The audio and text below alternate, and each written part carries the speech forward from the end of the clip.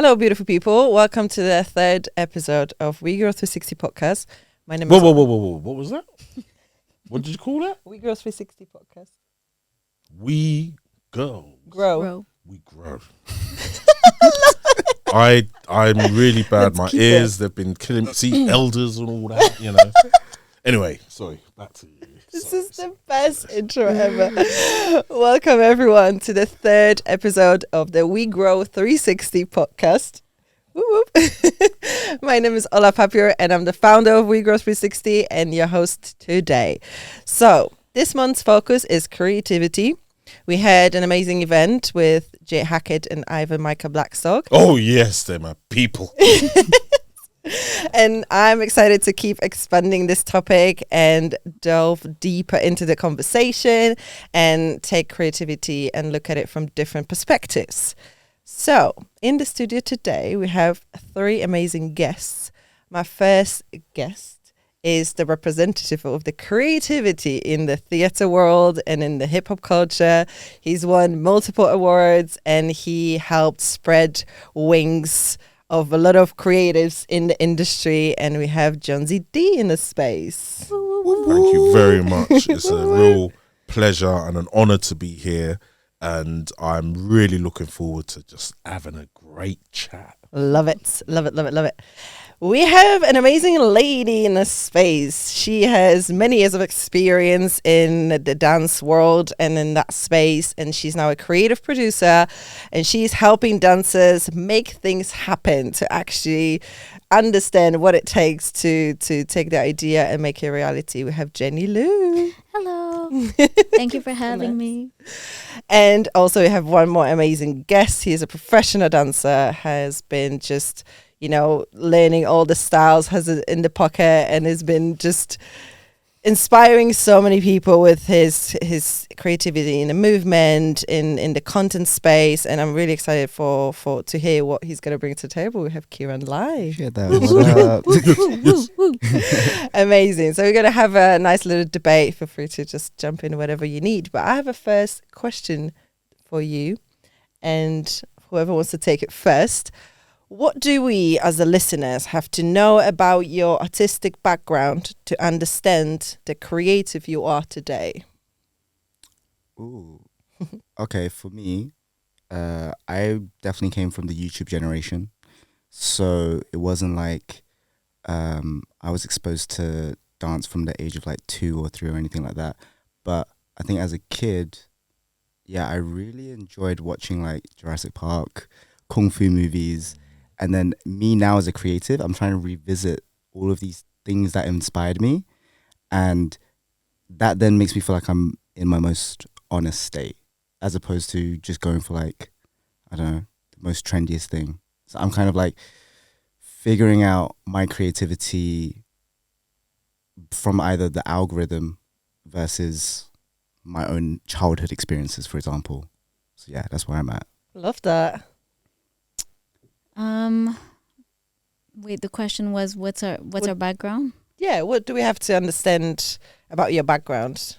I think, well, because I work as a producer now, but I come from the background of practicing dance and performing and creating my own work.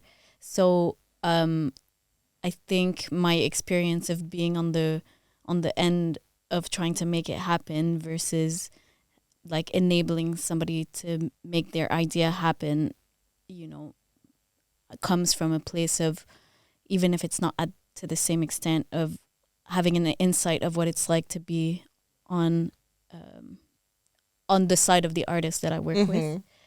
So I think the insider.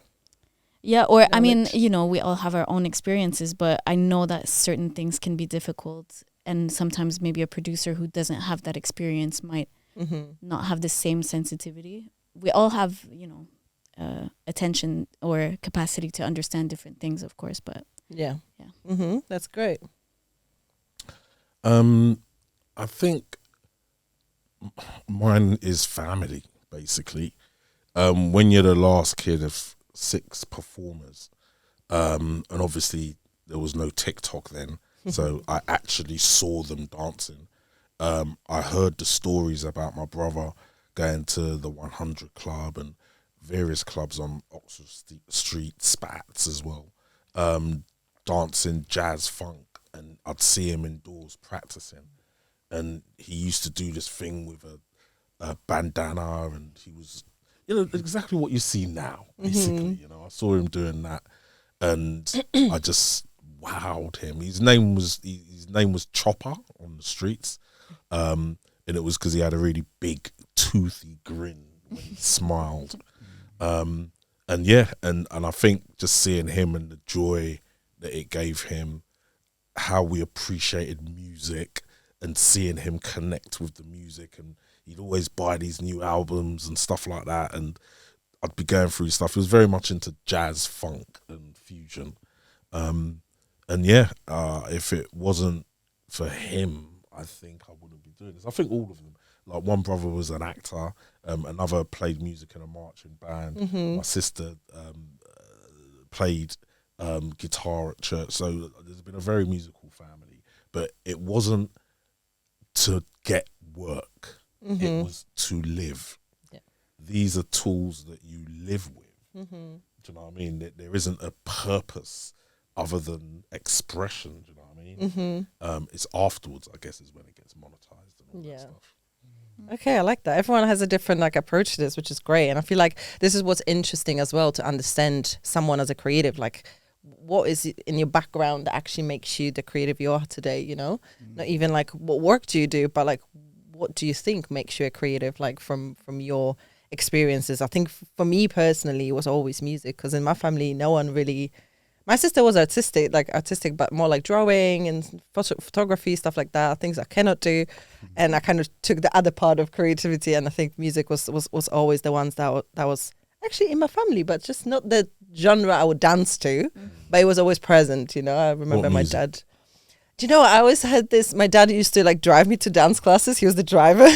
He was taking care of me like that. He would always play like Enya, like that type of ambiance music, but it was always there. It was always something, and I feel like I've learned a lot from my sister as well about music, and I think that's what kind of pushed me to go further with that. It was always, and it's still up to this day, I think the older I get, the more the music is getting the importance level higher, Amazing. And I also wanted to ask you, because we all do understand the same language differently. So if I were to ask you, what for you means to be a creative, how would you put it in your own words? I can take this one because I wouldn't say it's an issue, but for me, there's something that kind of I question about people calling themselves a creative, because for me, being creative can apply to anything. Like, you can be a creative engineer, you can be a creative a radio host, you can be a creative gardener. So it's not like creative isn't a discipline, it's a way of approaching things.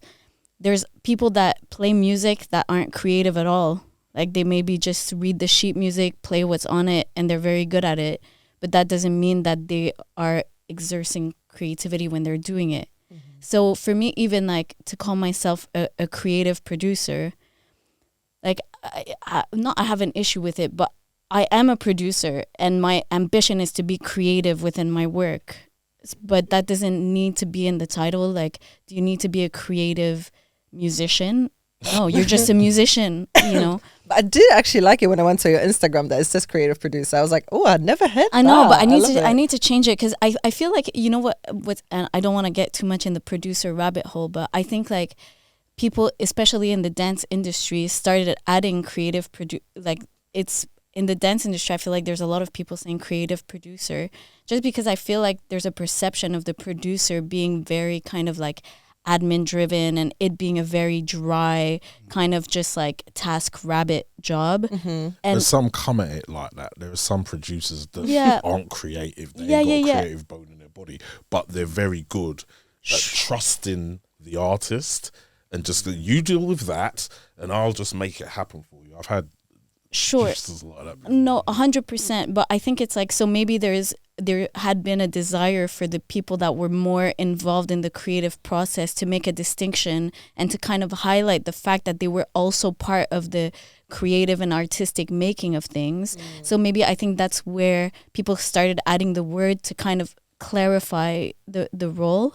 Or maybe because they were shit at the other aspects. Of the job. Who knows? Well, I'm a creative producer. Yeah. Because I hate paperwork. You know? Making excuses for why the budget don't add up. Because I'm creative. Yeah, but so to answer your question, for me, being a creative doesn't mean anything. For me, if somebody tells me I'm a creative, it's like, okay, but what do you like? You are creative, sure, but what is it that you do? I like that. I like that perspective. So that's how I see. Right. So it's like how you can be creative in any discipline. It's just in what it is. Like, how do you channel that? Yeah, that energy. Sure. I hear it. I think for me, it's the mixing of two ideas or two disciplines. And there's always a level of like problem solving, just as you as a producer. There's always a lot of things that happen, especially when they don't go right. Similar when you're in your own like creative process. If I want to, right now I'm trying to mix nunchucks with the way that I move. Nice. And I know that there's been a lot of other people who've explored it. And then it's just like, okay, they've done this much research. They've done this much problem solving. How much more can I add to this? And then it becomes like a game, you know? So to be creative is also to, I think, be very honest with your inner child, to play. Because if you don't, then you're always going to like restrict yourself and you're going to think, oh, I need to abide by certain rules. But no, the rules can be set by what you want, depending on how you just want to curate it. Just as your event, like if there's certain boundaries you want the event to feel like, there's a level of creativity to tweaking certain aspects to make it harmonize. But I personally just do it mainly in mixing styles or movements. And then for me also, okay, I want to try a bit of acting. Okay, let me try some hip hop theater. So that's me sharpening my sword because I want to become more creative. So then I have more skills to play with. So I think from my perspective, it's like I'm a game character. How do I add these extra elements to my bag? Or whoever's watching Avatar right now, I want to master all 4 elements. Hey. Because imagine mixing water with fire with a bit of electricity and then earth. Like visually, how do you then make that into a reality? That's then the thing that makes people believe in what you do. Otherwise, you're just going to be talking a lot of shit and you're like, okay, cool ideas. But it's also the execution. That's, I think, super important as a creative, because you can be creative, but you're never going to have the respect or the authority if you're not committing to executing the ideas that you have in your head. I think for me, the creative thing, I don't think everyone's creative. I think some people have to be. But I think there's people that are just like, you know what, I see this thing and I need to do it, yeah? And especially when you haven't seen it and then you just see this thing and you've got to make it. Do you know what I mean? You've got to create it, you know? I feel that it's the closest thing to the idea of God. Do you know what I mean? The creator, that spark that you just have. No, I want to make this thing. That's the buzz for me. I can't imagine living in an office, 8 hours a day, even though I do actually, I'm not gonna lie. Certain breaking convention planning days, you're just there. I've got this whole list of things that I've got to do. But it's all creative. It is. It's all creative. Yeah. You know what I mean? And I can't imagine living any other way. Maybe because there is no other way. It's a lifestyle to be like this mentally stimulated and just wanting to get whatever that you have in your head out. It's therapeutic as well when you see like something that just materializes. Yeah. I'm assuming even for you in events, like the satisfaction, like, Yeah, you know, I think it's like one of the things, whether it's an event or a show, but for me, this is the thing that's so magical, and the reason why we do it is like, for me, I always get so choked up when people get standing ovations because, you know, you see people on stage, but for me, it's like, because I often with artists or whatnot go through the whole process, you realize like at some point this was just an idea in somebody's head, like this was just, and then it was a word on a page, and then it was like a person in a studio, and then it was trying to get this, and then it's like, and then we're all in a room and people love it and they're so happy and they worked so hard to be there, and I always get so choked up like I can't believe we're all here together. But I think that it's like, you know, the ultimate act is making something, as you said. So it's kind of seeing the whole journey through, and whatever that thing that is made is, you know, whether it's a sculpture or a piece on a stage or you know, a flower arrangement, like you know. Do you know what? I think I have a little counter argument to what you said, because I have that feeling that we were all creative as kids. Because as a kid, you need to be creative to like learn the world or like try things. Like we try and fail so many times as kids to like see this walking thing or drawing, you know. We always like produce something creative as kids, but then just kind of like go somewhere and we go different directions. I feel like then we go to school. Exactly. So I think we all have the capacity, the same way that we all have the capacity to be good or bad. You have the capacity to be creative, or, you know, to like fit in a mold and, you know, do things a certain way and not challenge or question or think of doing it differently. So I think for different people, there's maybe a part of it that's more instinctive, or maybe you get pulled more naturally, but it's also something that's nurtured. Yeah. So I think that it's like everybody has the capacity. Now, it's like, I really do think creativity is a muscle, and if you don't use it, 100%. It atrophies. I think, like I was about to say, like for me, creativity is being brave with your ideas and following up with them. Because I feel like if you're not creative, then you're like settling with what you have, and you're comfortable, and you like being you're comfortable, and it's absolutely wrong with that. But I feel like being creative is actually having these ideas and being brave to follow up on them, you know. Because you can have lots of ideas in your head, but if you don't do anything with them, like they just like go past, you know, they go past you. Yeah, because for example, you've mentioned about the execution part. And I just kind of want to bring back to when you said like how kids, with them, like they just absorb everything. There's always a fascination because it's their first time experiencing the world. And probably, I think the best reference is if you've watched a film Poor Things, where Emma Stone is basically growing up throughout the whole film.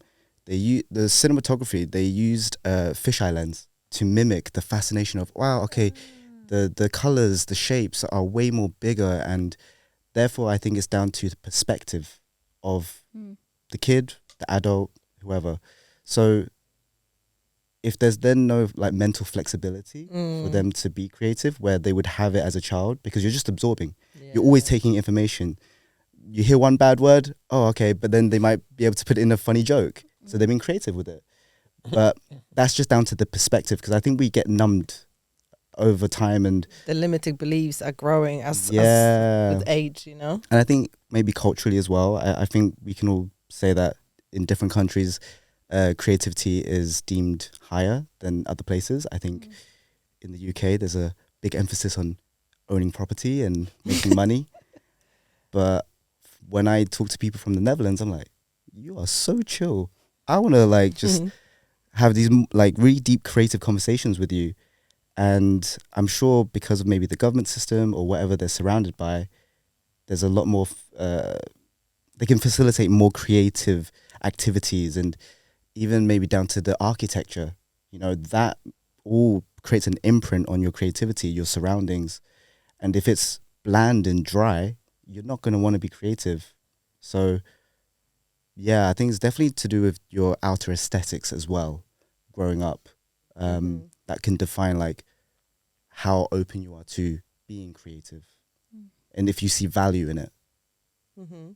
I think you mentioned something interesting, and I think I want to go further with this because you mentioned like your outer setting, right, as well. So how would you say these two rely, the creativity that you have from the inside and the outside creativity? Do you think they need to align? Do you think you can just live of one? So for example, if you're like in a world where like creativity is just like, for example, in my country, like creativity not really hyped up conversation, you know?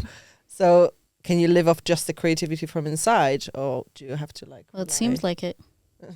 I moved countries. So maybe not the best example.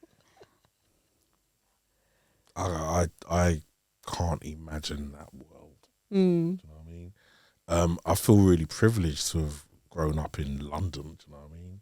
Where it's so much art and creativity been coming through. Do you know what I mean? Since before the swinging 60s. Do you know what I mean? But remember when the 60s, London had this thing going on. You know what I mean? I think London's always been a place in which art, creativity, new styles is just constantly happening. And as more and more people from around the world come to London, it's just making it even more richer. Do you know what I mean? I heard something today that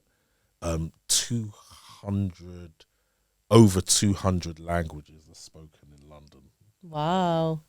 200. Yeah, Wow. it's crazy, right? From around the world. I wouldn't even be able to name 200 languages, I think.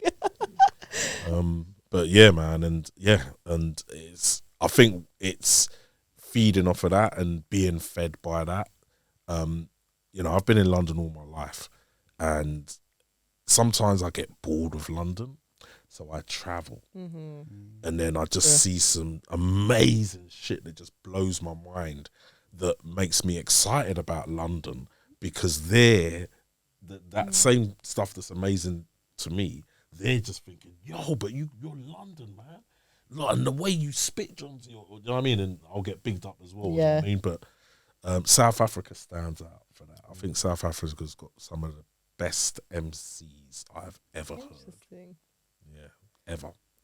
Just when it comes to how deep and metaphysical and just the way they go with the lyrics, you know what I mean? They really, really penetrate and look for as many double, triple entendres in every flipping line that they write. It's sick. And I remember, because the first time I went out, it was 97, and I was kind of getting bored of rap, particularly because of the gangster stuff. Like, the gangster thing started to become really important. I was like, I didn't sign up for this. You know what I mean? As a hip hopper, I remember the peace, love, unity, and having fun values. You know what I mean? And I maintain that throughout my career. Do you know what I mean? I'm not gonna start trendily butting caps at a nigga. You know what I mean? You know, it's just so stupid. Do you know what I mean? Yeah. You know what? Sorry, I'm doing this with the answer. What was the question? I don't even know. But I think I got it back in my head. Because it's kind of like going back to what we spoke before, because I was asking about like your creative like surroundings, right? So what if the creative surroundings is like dry, like you said? But again, you also mentioned like the culture, and I feel like everything is execution. I feel like if you want the creativity muscle to be worked on, you always can find something. Because even I was saying like my culture is a bit dry, but I was just like doing a theatre production with Jade when she made me go look into my culture and bring something from my culture to a theatre piece, you know. And it's like it's easy for us to like judge something, but then you can always find something further, you know. And travel, for example. So travel is like the easiest one. If something doesn't work, just go out, I guess, and search for the inspiration. I think having the inspiration around, like you said, in London is very nice. It's very comfortable, because you get just stimulated everywhere all the time. Something is always happening. But if you're in a place when you're not, we can move. Yeah.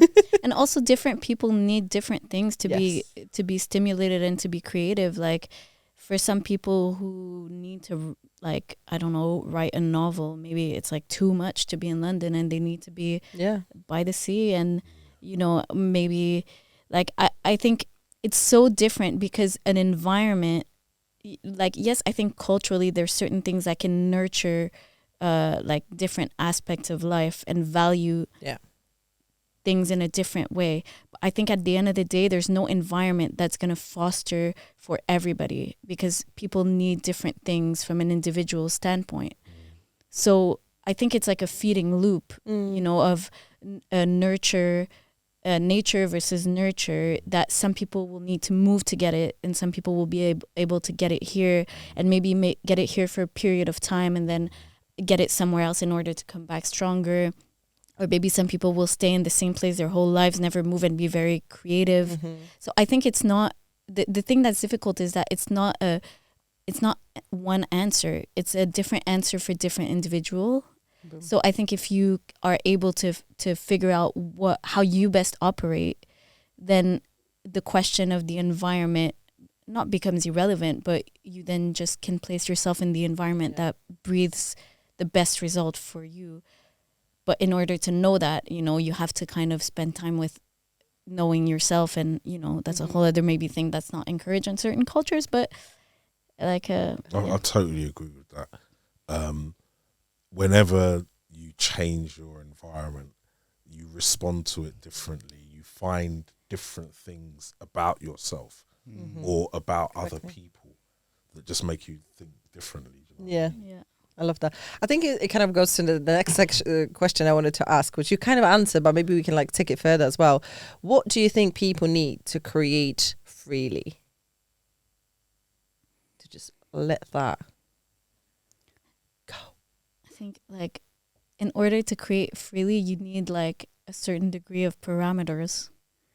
You know, I think like just saying you have all the money in the world, all the time in the world, all the everything you need. I think this is like a lot more paralyzing sometimes than having set constraints, you know. And I think I even think in terms of an art form, in order to create freely, you need to first master the art, like master the, whether it's rapping or dance, you need to like, you want to do ballet, you need to do like all the years and then to be able to freely create with it.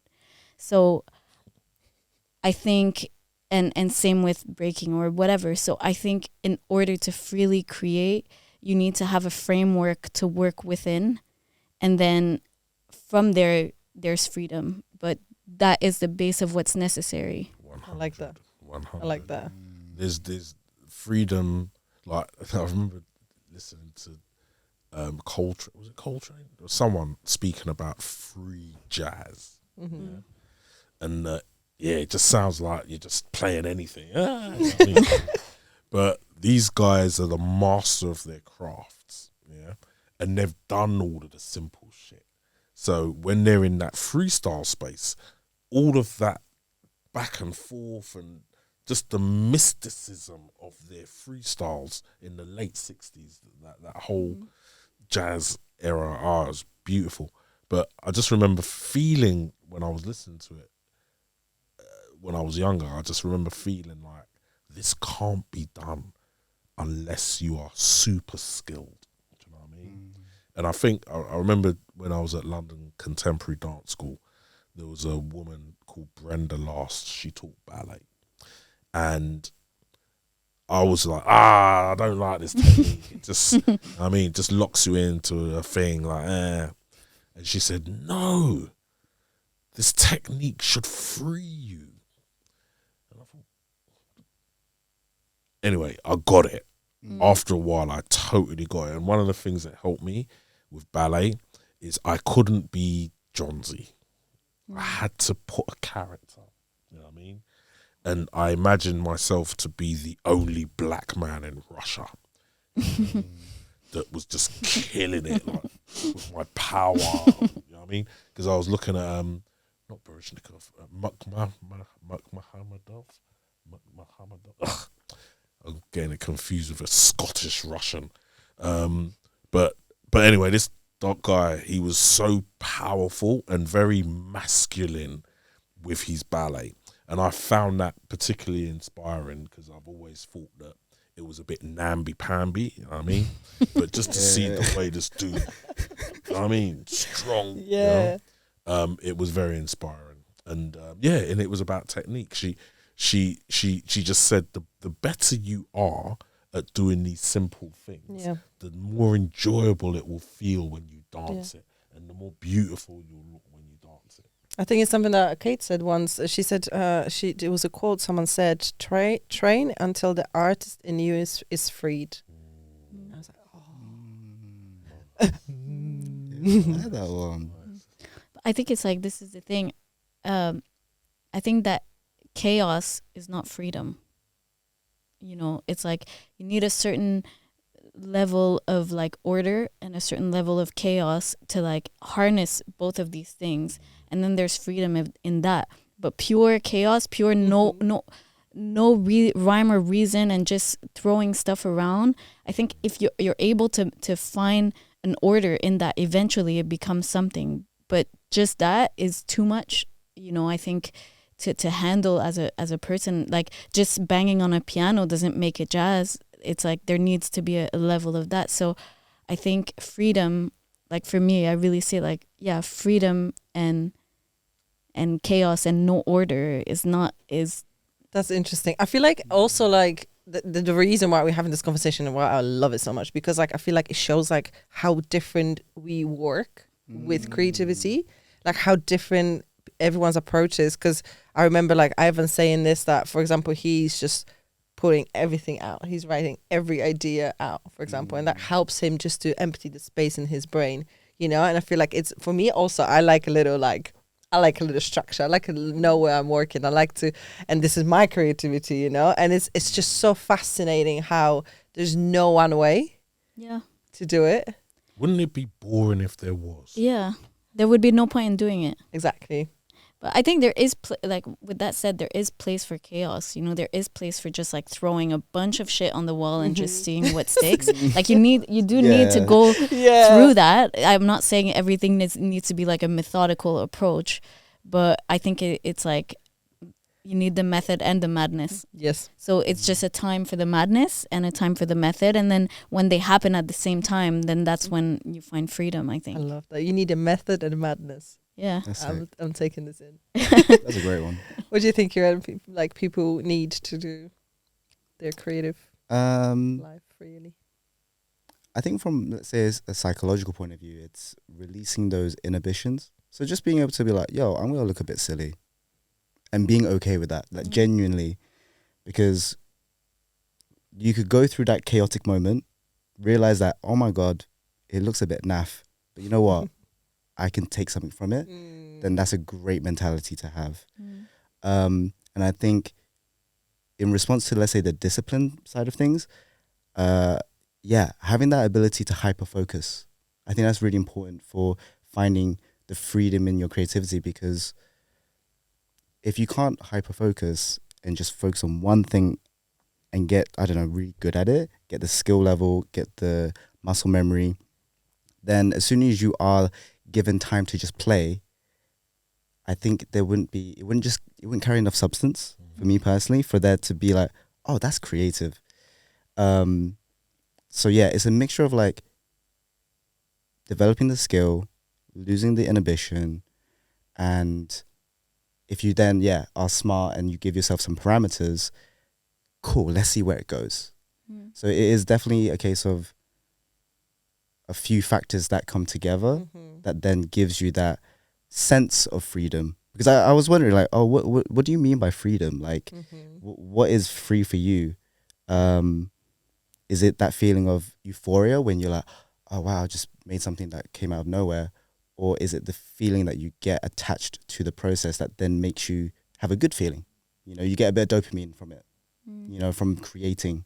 I think I totally agree with that distinction, because to feel free, like, you know, when you just ping that freestyle, when you do one set that's just nice, everything comes off, bang, you hit, you beat, kill the beat, everything. That it just feels great, and especially when the audience they all feel it with you and they all jump up with that. That is special. That feeling is not.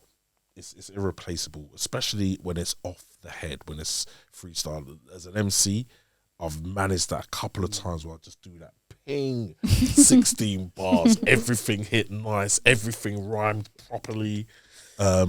I managed to fit in that guy's hairstyle there. Mm-hmm. Do you know what I mean? Just little things like that. See, for me, freedom is when you're on beat and you beat kill. Yeah. So in a way, there's a suggestion that, I guess, as you were saying, there are confinements. Yeah. But you can be free within that. And when you know your craft, that freedom is beautiful. Mm-hmm. You've seen it. We've all seen that and done it. All of us have done it. Yeah. That one freestyle is just like, and you come out the circle. That was nice. Just pat yourself in the back. You know? Good. Okay, so what if I'm a person and I'm like, guys, I have a creative block. Oh, we've all been there. I'm still in mine. Explain.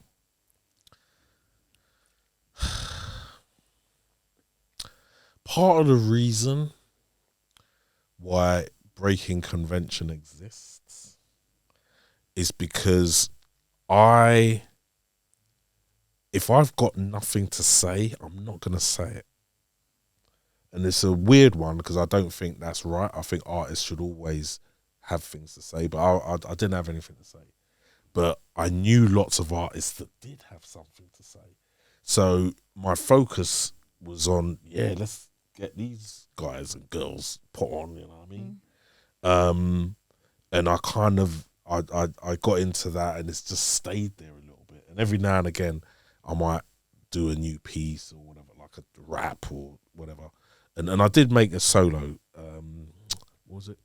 In 2013, that was my last piece that I made, to B or to MBE. You know what I mean? And thoroughly joyful experience. You know what I mean? I was rhyming, I was moving, dancing, I was playing a variety of characters, 3 women, by the way, which is because I'm a bit of a lad. You know what I mean? But it was really good to play the characters. They weren't women. Maybe there have to be a revamp. People. If you get what I'm saying. Sorry? Maybe there has to be a revamp so we can see it again. I'd love to do, you know what? I'd love to do it again, actually. 10 years later, you know? Yeah, and I can still do it. I remember most of the lyrics and stuff, do you know what I mean? Let's go. But yeah, I need to get back in the gym, shall we? Gains. Did I finish my point? I don't know. I'm sorry, I interrupted it because I got so excited. Because we want the revival. Yeah, exactly. We want revival. I'd be more than happy to do it. That's one of the things, though.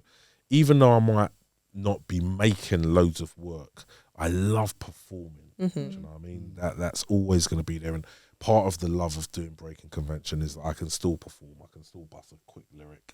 I can still move the crowd. You know what I mean? So that performing side of me is satisfied.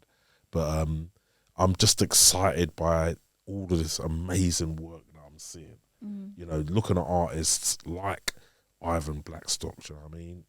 Knowing that I've been part of his ascent, do you know what I mean? So what you said, Jenny, as well, in a way, like a part of creative process of someone who see it happening. Yeah. What about your creative blocks? The blocks. I was hoping we could have just moved on. Yeah. Okay, the blocks. Creative blocks. I would say maybe a creative block for me is I would love to, let's say, go more into choreography. But I've been more in my freestyle bag and content creation bag, and I'm putting my creativity there. So for me, creative blocks, you know, I think I could either come from I'm overthinking it because I want it to have a certain kind of impact, and let's say it's too audience focused. But then if I then choose to recenter and be like, okay, but what is the feeling here that I would then want to put out? Which then goes back to your message. You know, if the message isn't clear, then there's always going to be like a lot of miscommunication and like, oh, the Wi-Fi is not working, it's not connecting. Okay, let me just leave that. Let me refigure out, reset the button, and then see, okay, where am I actually drawn to? And I would say hopefully that would push me out of the creative block, because I've taken myself out of that one state where, okay, things just aren't working. Let me be in nature for a bit. Okay. I think nature is a big answer. I live by the seaside. I'm not always in London, but I'm always attracted to the busyness of it. But I do think to myself that, would I be more creative living in a busy place, or just be in my own apartment where I have a nice view and it gives me, let's say, a lot more mental space to then get through the mental block. So, yeah. Whereabouts? We're not your address, but Everyone It's on this floor. So I live by Southend, so it's the seaside. Yeah. Excellent. And you can get into London. Yeah. Relatively straightforward. Yeah. I think it is, for me, it has been a blessing to be living outside of London, even though, let's say, from what I see socially, that, everybody's in London, everyone's living in London, and that's currently just not the lifestyle that I have. And I do think that I'm still as creative in Southend, but I need to come into London to meet the people, to vibe with the materials that are around me, to then be creative. And I think as well, for me to get out of a creative block is to do it with somebody else, because then I see it as, we're just trying to figure something out. And I don't love getting through the creative block by myself, because I relate to that. That's what I was going to say, because I think whether it would be like if I'm going through a creative block, or if I'm working with an artist that might be blocked, or that might be experiencing it, I think like one of the solution, or one of the thing that's most helpful is like, okay, beyond the maybe current issue that you're facing or that you feel blocked, I think it's like having all right, let's just leave this, and like, what's the dream? Like, what are we dreaming about? What are we interested in? What, like, where do we want to end up? Where do we, like, kind of thinking of not, I think often creative blocks can be like pragmatic things that you feel like you need to find a pragmatic answer to. And then it's like, because you don't have the answer, you feel like you can't do something else. But sometimes it's just like you need to get out of that mindset. And it is it's not just getting out, it is difficult. But I think sometimes it's like stepping out of the mindset of being pragmatic and just getting into like, all right, what movie did you see? What excites you? What are you, like, I actually have a friend who's a producer that we have these things that we started doing, that once a month we meet up and we just talk about like our dreams. Like, I saw this that inspired me. I see this. I'm interested in this. I'm curious about this person. I'm curious about this. I'm wondering about this. And then we can continue the conversation. But I feel like if you ask yourself those questions, then there's always an answer. What are you curious about? Like, who makes you excited about dance? Like, even if it's not someone you're working with, okay, why that person? And then when you start asking those questions, then maybe the answer that you're looking for is actually in there. I like that. Not in asking what is the solution to this specific problem. So I think like you just kind of need to like air out your house in there, open the doors. I think for me personally, it's definitely like filtering out the noise, because my brain has, I don't know how many thoughts per second. Like, my brain operates on some madness. Like, I accepted it. I accepted it. The moment I open my eyes, I'm thinking about something. So it's just crazy, Sometimes you can really like just go a bit sideways with it. And especially like when I have to figure something out, even with this whole project, like We Grow 360, there were moments when I was like, okay, I have to figure out how this event is going to go. Who's going to be there? Like, what's going on? And I think it also goes with the creative muscle. I learn how to trust myself that I'll find the answer, which can be stressful, because if you work with someone that like, so what's going on? So what we going to do? I'm like, I need to take it. Like, I need space, and I need you to like, just trust me, because I trust myself. I hope, every time. And I feel like every time I did that, I could see that I'm there for myself and the answer comes to me and it feels natural and it feels like the intuition played a big role. And I feel like in dance, I also started working like this. Because in dance, like, I don't like doing choreography myself on myself. You know, I like to be with people with the energy, and I always like to come to the space not necessarily knowing 100% what I'm going to do. Because, like, what's in the moment is going to be the right thing to do. So I think it comes with, like, really practicing and seeing what works and what doesn't. And a lot of pieces that I created, I made them in the room. And, like, a lot of people are like, how do you do it? How do you make the steps? I'm like, I don't know. Just come in. It just feels right. And obviously it might not be the best. It might have to need some refinement or everything. But I think it's that not overthinking things. Sometimes, like, the noise needs to be left outside the door. And I feel like before creating, the noise is just not helping. I think I'm very much like, I go from one project to another. I cannot do, even if I have million thoughts in my head, if I, for example, have a rehearsal that I'm going to be running, I'm not necessarily going to prepare like week before, because that's, for me, is not the right time. Like, I'm focusing on something in that moment. So then I know when I come to this moment that I'm going to step into, I'm going to be fully present. I think, but this is personally what I had to, like, understand within the years, that's how I work. Because at the beginning it caused anxiety. It caused, like, am I going to make it? If it's going to be good, you know, saboteur was coming into place, playing a big role, trying to, you know, do the thing. But I think the more I've done it, the more I proved to myself that this works with me. And I think it's just like taking the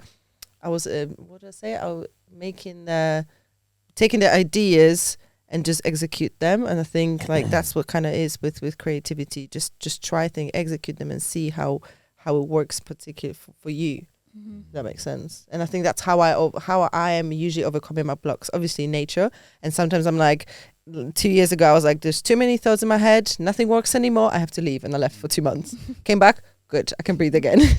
So there's also, like, a limit to what's going on, and just, like, listening to your body, and again going back to understanding yourself, which is what we started with the whole journey, because self is the most important. I'm just thinking about this idea of stopping, going away, and coming. I ain't got time to stop. Everyone does. I am like, bam, like, and not that I want to be like that. Yeah, I just can't say no. And people will be like, Jonzi, got this great idea. Oh, it does sound great. Okay, let's do it. You know what I mean? God damn it. Just tell them to go with the idea somewhere. Just go somewhere nice. And what it is, I've been like, you know what? I'm not doing it unless it's some... and then that thing comes up. I hear that too. But again, like, 30 years left. No, I'm not going to say this.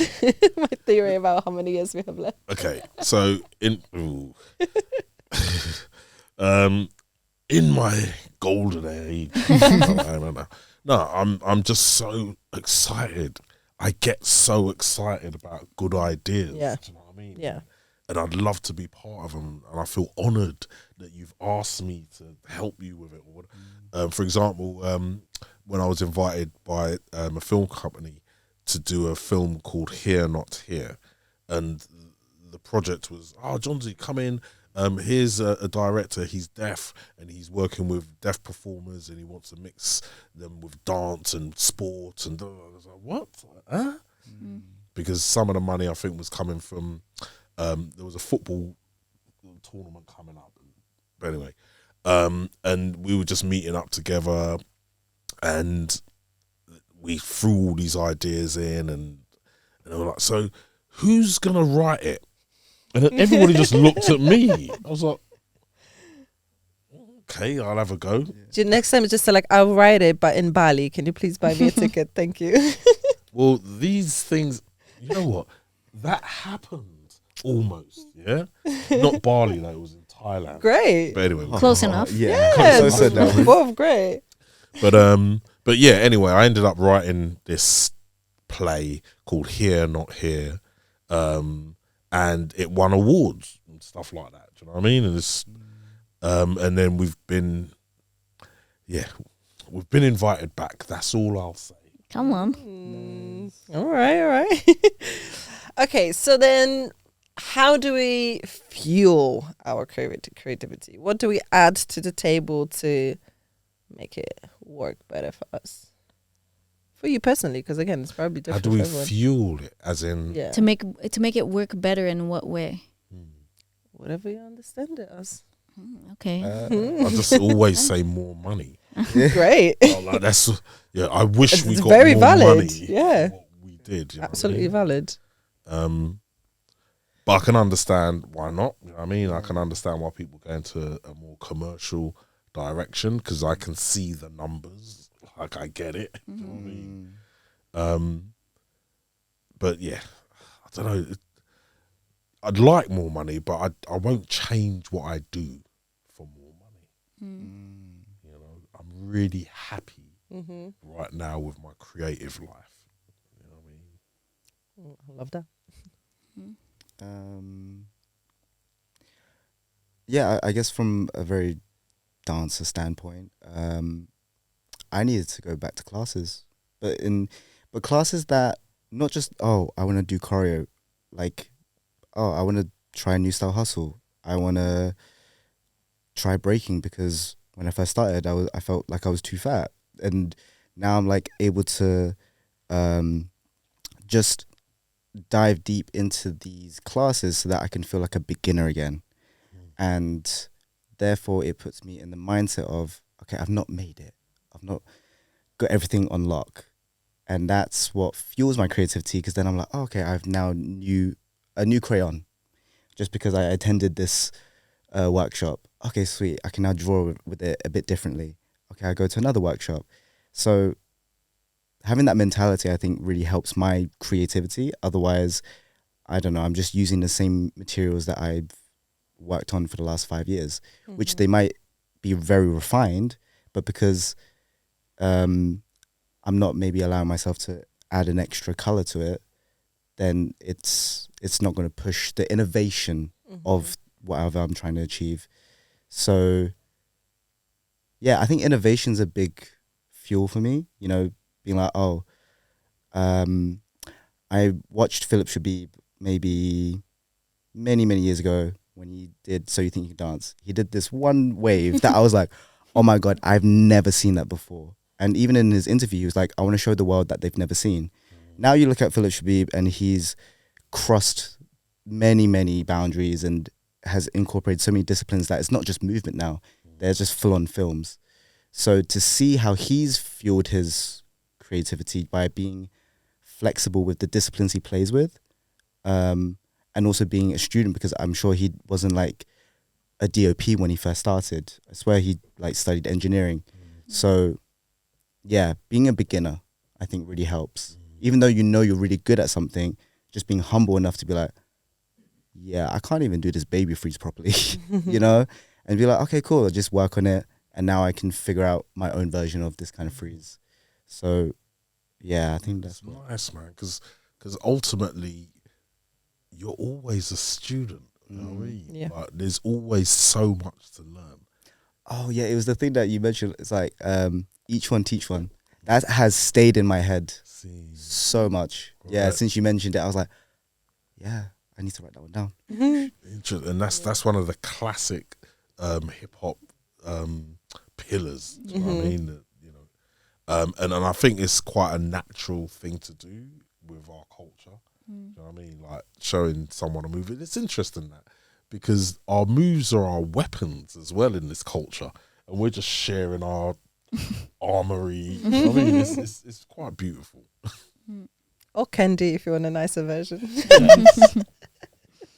Sweet. What about you, Jenny? I guess, I mean, I'll answer the question for me because I feel like in a broad sense, maybe it's almost too broad.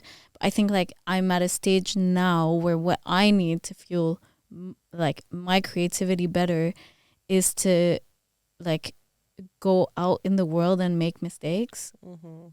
And like, you know, a bit like you were saying, taking something new, but in my journey as a producer, I've always, or not always, but the majority of it has been under somebody else, you know, so kind of actioning things and being part of the decision making and learning a lot from that, but also at the end of the day, it not being my call, you know? So I think I'm at the point now where to get better at what I do, I need to be the one who takes the risk of making the wrong decision, you know? And I think like you need the safety to learn and to develop the confidence, you know, to kind of then be able to have that confidence to make the decision. But I do feel like now I'm at the point where I need to go make the mistake at the risk of it being a mistake, you know?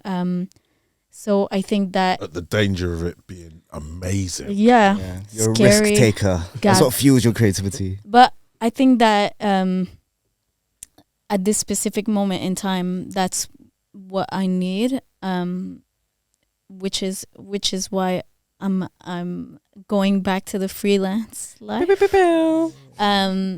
But yeah, so it's exciting, but I also feel like it's it's what feels like is the next step for me in my career and in my development, but also for me to continue growing.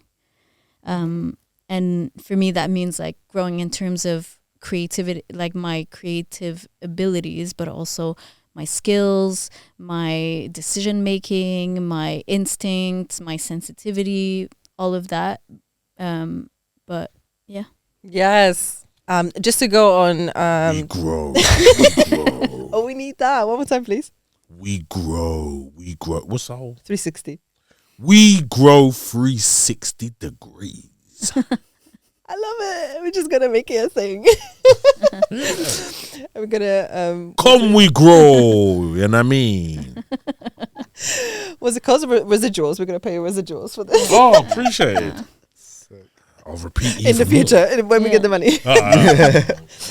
But yeah, just going to what do I feel like can fuel creativity? I was just thinking about what you guys said, and I think going off what you said, Kieran, like for me, it's like growth mindset that really just can do wonders. And I've heard something recently. I keep going back to the same podcast, but there is something interesting about saying there's a difference between perception and perspective. What we do have naturally is our perception, and this is how we see the world, and this is obviously like filtered through everything that we get, and this is how we see the world. And the more perspective we gain in life, we broaden we make our perception broader. Is that English? You know what I mean? Yes. Yeah. So I think that's like that kind of goes to creativity as well. The more you kind of like fuel your perspective, the more your intuition kicks in, because intuition is basically I believe is intention and perspective as well combined together. So I think that's personally would be something I could put on the table. Mm-hmm. Okay, so where we go from this? What would you say the dancers should or could? Let's say could. No one should do anything. What dancer could do to better their creative practice? Have we answered this question? I don't know. Okay. Maybe a little bit, but now we What like could really a go into dancer- dancers. Okay, specifically dancers. Because I spend a lot of time watching dancers and interpreting what they're doing. I would say generally dancers need technique. And I'm sorry, I can't believe I'm saying this. I used to be such a rebel when I was in school. No, we don't need technique. But what I'm seeing is the dancers with more technique just seem to have more control over their bodies. You know what I mean? Whatever is your chosen technique, you know. I've seen some really good crump recently from Belgium. You probably know their names. I'm terrible with names, but they just brought it to another level of detail and choices. Like the choices that they make are like, oh, I wouldn't have thought of that. Yeah, and it's got a foundation of technique that allows them to find these other angles and stuff. And also, I think your technique, do you know what I mean? So not like general, okay, I've got to perfect my Fresno, do you know what I mean? But whatever move you've got, how can you master your stuff, you know what I mean? And I think people that have got real control and a mastery on their ability to do things technically. Okay, within hip hop generally, I just see so many good dancers. Maybe I'm just rose tinted specs about it, but there is something about the power of developing your style and having your signatures. Do you know what I mean? That make you you, and that move comes out. That's his move. He's the only person that does that, or she's the only one that does it like that. That excites me. So I welcome originality from dancers. I think a lot of people are going to listen to be like, but how do I find my own style? If you have to give them one tip. You just got to go inside. You got to know who you are. How you know who you are, I don't know. But when I watch the most amazing dancers, I'm looking at them show me themselves. I love that. And I love how it all goes back to it. Like, no matter where we go with the topics of our events, podcasts, everything goes back to it. So I really do like that little ribbon. What about you guys? What do you think dancers could do to better their creative practice? I think become a bit more multidisciplined. The first example that I started to research was like Donald Glover, and how I think he wrote a script. He's a comedian. He does music. He can dance. He acts. And for me, that was like one of the first examples of having this kind of mentality of, oh, just don't get good at just one thing. Get good at a few things and see where it goes. So I think dancers can afford to be more multifaceted, like embracing that side a bit more, because then it would change also the view of like, oh, you're a dancer. Oh, so you just dance. To, oh, you dance, but you do poems, and then you DJ, and you also teach classes or whatever. Like, I think the more multifaceted that you see yourself, the more creative you can be. And therefore, we're not always just boxed as, I'm a dancer, or I'm a commercial dancer, and I can only be this kind of creative. So, yeah, I think looking at it like that has helped me, especially because if I just thought to myself, oh, you're Kieran that was in a West End musical, therefore you're just a thespian or whatever. But I was like, no, but I want to do social media. I want to do content creation. And back then I had already judged a little bit, taught a few classes. Okay, I can see myself as a educator, as a teacher as well. But I just thought, okay, if I'm just going to be a dancer, I want to be, I don't know, sorry, losing track. But basically the most multifaceted kind of like artist that I can be, basically. And steer away from just the dancer category. Mm-hmm. That's what I was trying to get at. And also being entrepreneurial, because we all want to make money, but let's try and do it in like the way that we would like to do it, you know? So yeah, I think I would say give that as advice for dancers to see themselves as more than just a dancer. I love that. Especially that, like, I think I was saying something about this in one of the events, that I grew up thinking that I have to be a dancer, only a dancer. If I want to be a dancer, that's all I have to do. I have to just like breathe and that's it. Because if I try something else, people will make me think that I didn't make it, or I'm not trying good enough, or whatever. And I think that as soon as I allowed other things to flow in, the more I became myself, and everything else started flourishing, you know. And I feel like I really like that you're saying this, and I feel like it's I had a question actually, what do you guys think changes over the years when it comes to like creativity? And I feel like this kind of thing is more, I don't want to say allowed, but more appreciated now, you know, that if you're doing more things, it's not a bad thing. It's not like you just trying to find something for yourself. It's kind of you exploring, and I think you're a Renaissance man. Yes. Yeah. I think for me, it, like, again, because the question is broad, I feel like it's difficult to answer. But I think like, I'm completely on board with what you both said. I think for me, the way I would frame it is like, follow what you're curious or interested about. You know, of like, I think this is cool. You know, not like what is the convention, you know, because it's like even hip hop styles started as like things that don't have conventions and that like are very people, oh, I'm into this, oh, I like this, I take it. And now it's like with time and evolution, part of it is it has gained a certain structure, which is also, like I said, necessary. But I think the following your curiousness or your interest or your instinct to say, I like this, I like the way this looks, how can I make myself look like that, even if it's things that aren't related to dance or whatnot. But I think following your curiosity or your interest, commitment, so commit to that thing that you find, and maximum effort. So it's like, just for me, if there's something that you find that you decide, okay, I'm gonna do this, then it's like go far with it. Like, you know, we were just talking about Paris Goebel before and like some of the stuff that she does, but it's like because the commitment is so strong and the effort is so at 100, we're like, okay, cool, that works.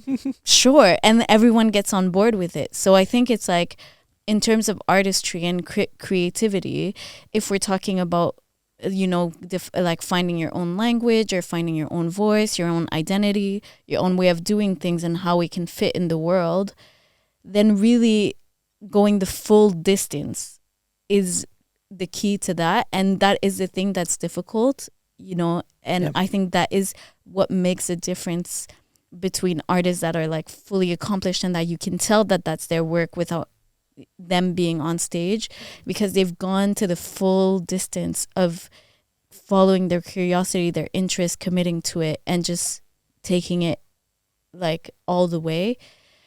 And it is like really difficult, and I think it's the work of a lifetime, you know. And 100%.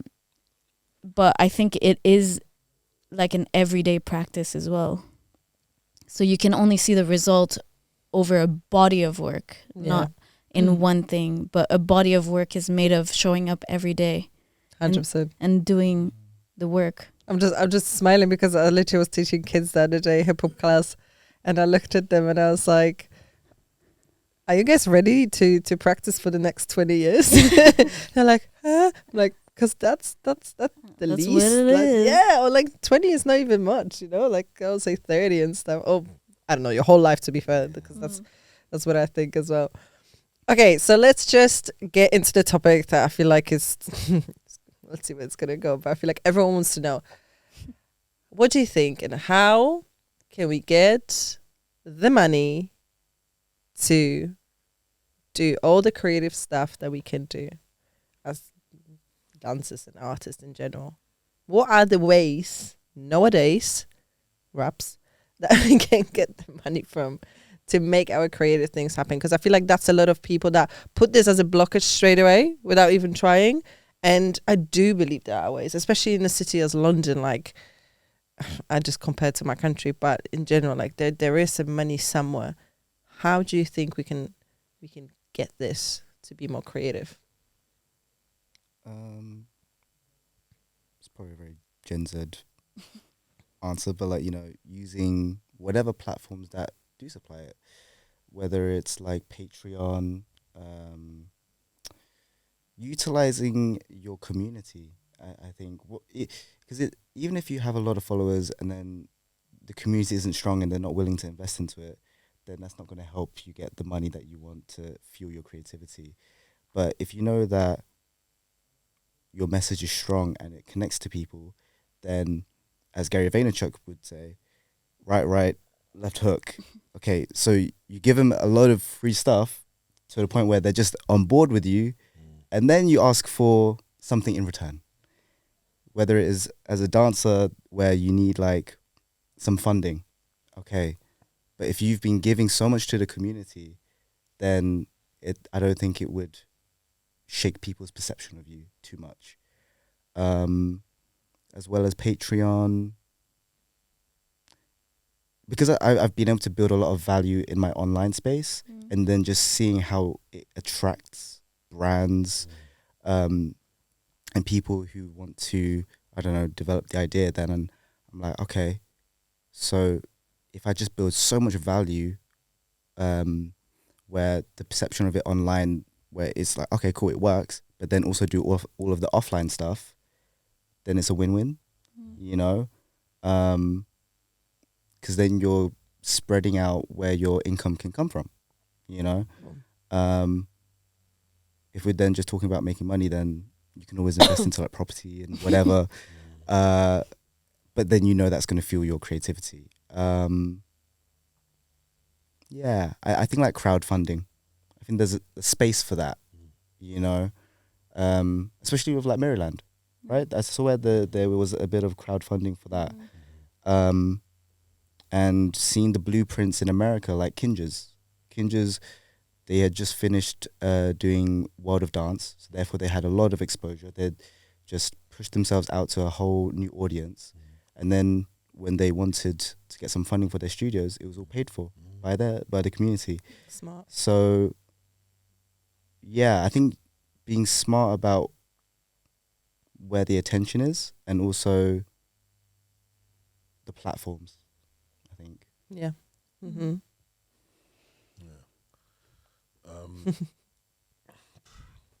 Who wants to take this one?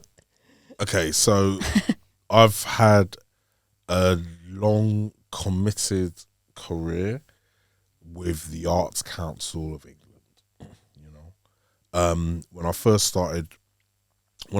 left college, I worked in, I guess, schools and environments in which I was a workshop leader, and 6 weeks holidays. I remember I was working in a couple of primary schools.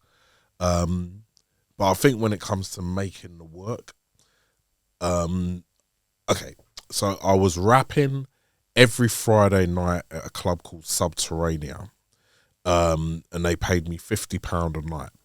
And in the early 90s, that wasn't bad, yeah. And that kind of kept me creative, you know. But I think when I started making work and started reaching out to the Arts Council, because I used to see enough contemporary dance people on some whack stuff. Sorry, I'm going to just say it.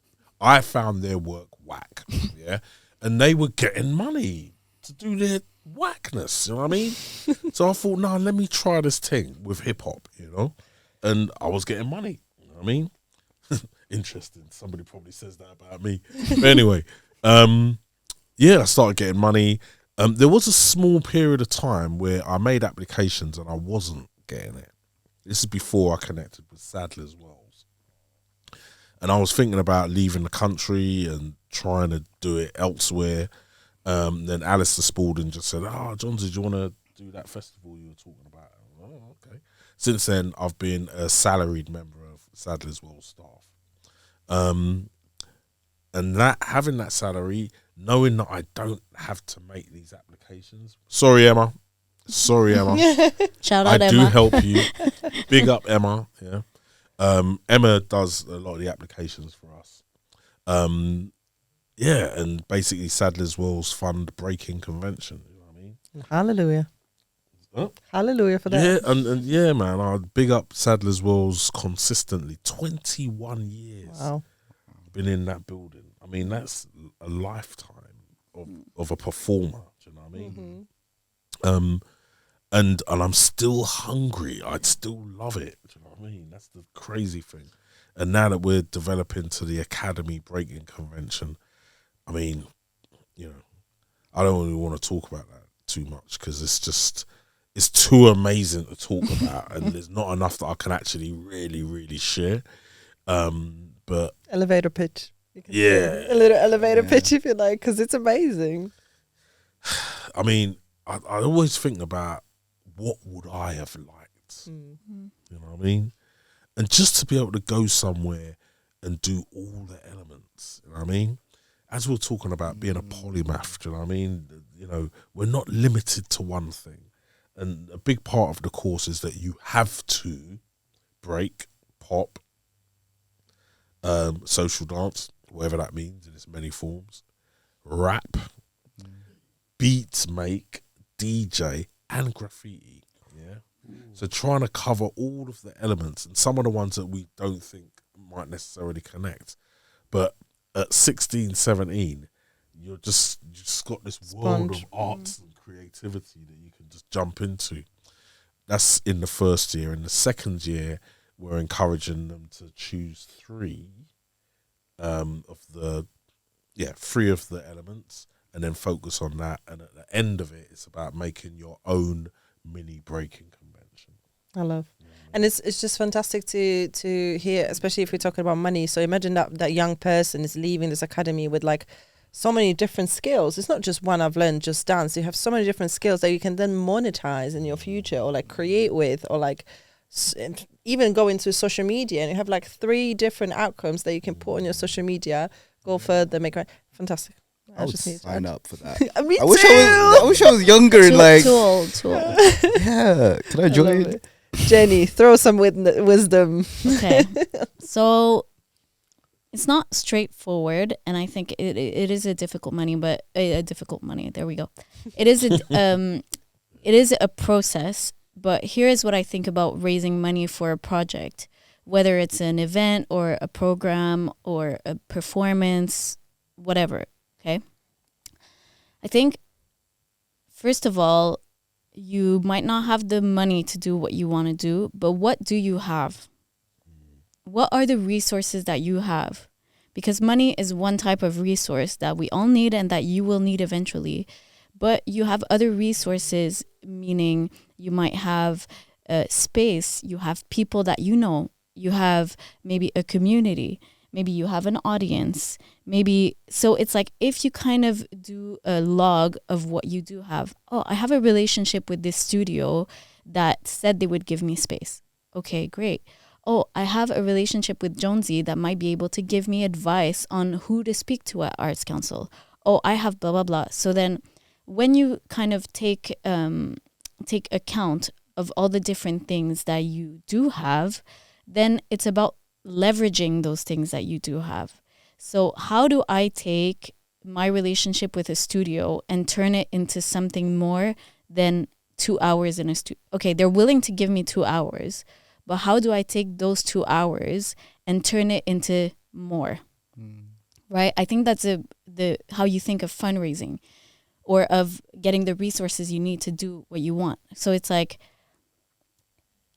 people will invest in an idea and in a project when, like, first of all, who you are and, you know, your relationship with them is going to influence that. But also they're going to, like, people are more likely to invest and to believe in something that has other people also believe and invest in it. So if I want to make a piece and I'm saying, Jonzi, will you help as a mentor, for example, and blah, blah, blah. And then I go to another studio and say, well, here are the people that are involved in this project. There's Jonzi, there's this person is helping me with the music, and then I have this person advising me to get money. Oh, great. You have a plan of how you're going to do, so it's likely to happen. Yeah, I'll give you 5 more hours in that studio. Then you go to the next place. I have 5 hours there, 2 hours here. I have this person. Will you give me, all I need is I already raised £1,000 from crowdsourcing. I just need 2 more. You know, and then it's like, next thing you know, it's not like it happens like this. But it does happen. Once you believe that, once you methodologically break it down like that, do you know what I mean? Into these micro little achievements and build upon them. Exactly. Then it's like, right, 2 hours that you had in the studio now turns into 5, now turns into 5 with mentorship, now turns mentorship plus 2K, now turns, you actually have 10K of in-kind support and 2K, you can ask 30K at the Arts Council. So it's like, the thing is, but in order to do that, the truth is also, you have to open your project to have other people involved in it. So you can't be like this. Oh, you know, I think it's like for other people to come in and be part of your project as partners or as they support you. You also have to open the project to them to be an experience that then becomes a collective experience, even if the project starts with you. But there needs to be a certain level of I'm not saying to compromise your art, but a certain level of openness to be willing to shift and adapt. And it's always good to know what are your non-negotiable, what are your negotiables, what you're willing to, like have a discussion on. For example, a lot of spaces or organizations or whatnot that do have resources also have quotas that they need to hit in terms of their, like, whatever it may be. But you say, okay, if you give me a week of space, I'll give free workshops and I'll bring in audience, and then that counts. So it's also like kind of knowing, and maybe that requires a little bit more like having been in the industry and whatnot. But if you're able to open the conversation to, okay, this is what I need, what would you need? What is it that I could do that could help you achieve what you want to achieve for your organization, in your building and whatnot? So it also becomes not a conversation of I need money for my piece, but of developing like a partnership that is hopefully on the longer term than, I need X amount for my project, which is actually short-sighted. Like 100%. Ideally you want to build a career or something that lasts longer than that. So you want to start a relationship, and then for the next thing you do, that person is still involved, and then you don't need to do the whole background of building a new relationship and having the whole introduction. By then they know you, they know how you work. So it's like, I think cultivating that network and cultivating those connections and being able to leverage opportunities is really what is key to getting that bag. Yes. I mean, it's not difficult. It is difficult.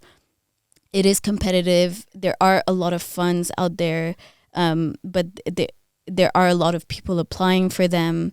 They have their own agenda of how they distribute funds, whatever council or foundation or whatnot.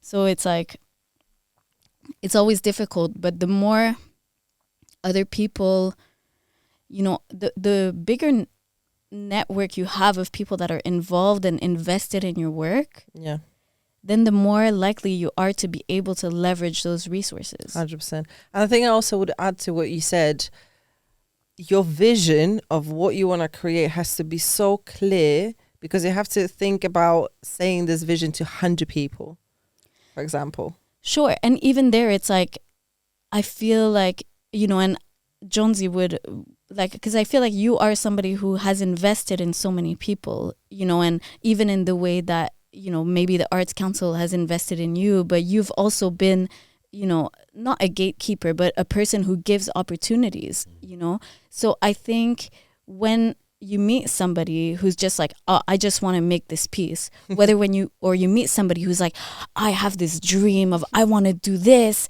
and my vision for my life is this, and this is how I see myself. It's like, you don't only buy into a product or into one show.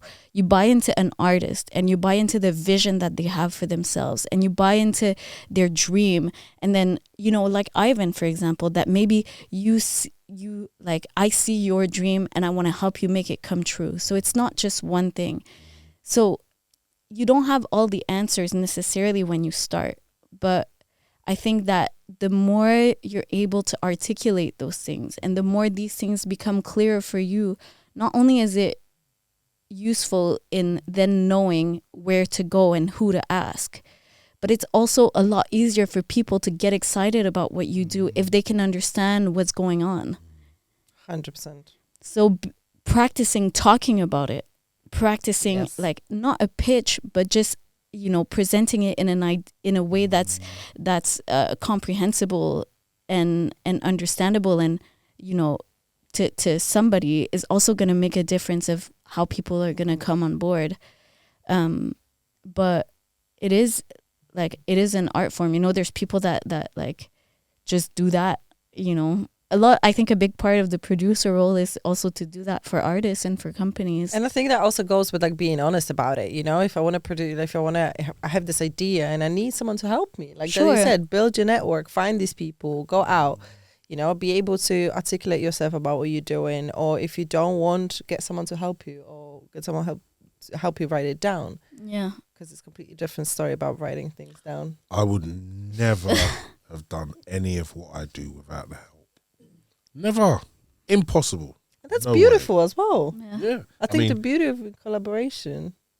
I mean, that's my point. I couldn't possibly do this on my own.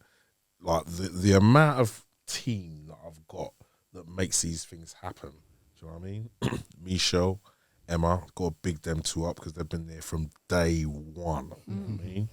Michelle, who is the head of Breaking Convention, she started off as a volunteer on the very first one that we did.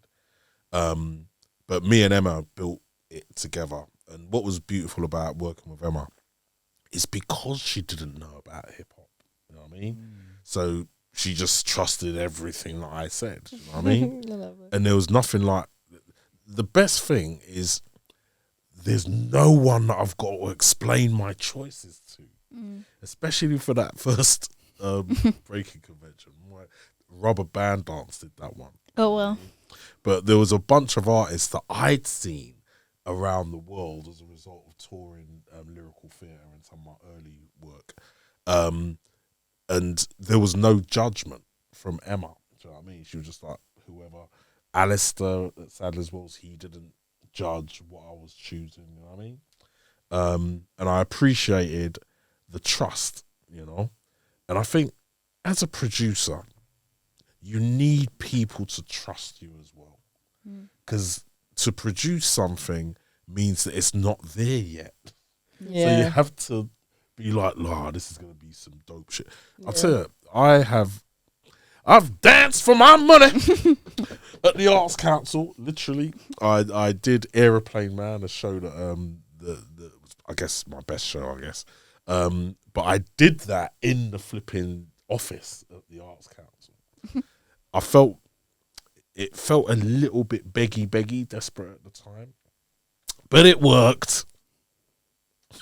That's all we Yeah. And the story. Like, tap dancing.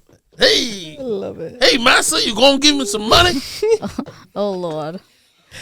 Okay, guys, time is running so quickly, and I think we could be here for like hours and hours. 2 last fire questions, okay? You can answer me with 1 sentence to each question. Okay. So I'm a dancer, creative. I come to you and I'm like, so I have this idea. Insert the idea here. What do I do next? Come to open heart surgery. Love it. I probably will, by the way. I would say, you tell me. Love it. Just to make it different, go ahead and record the process. Oh, Document it. nice. Good. Okay. Next question.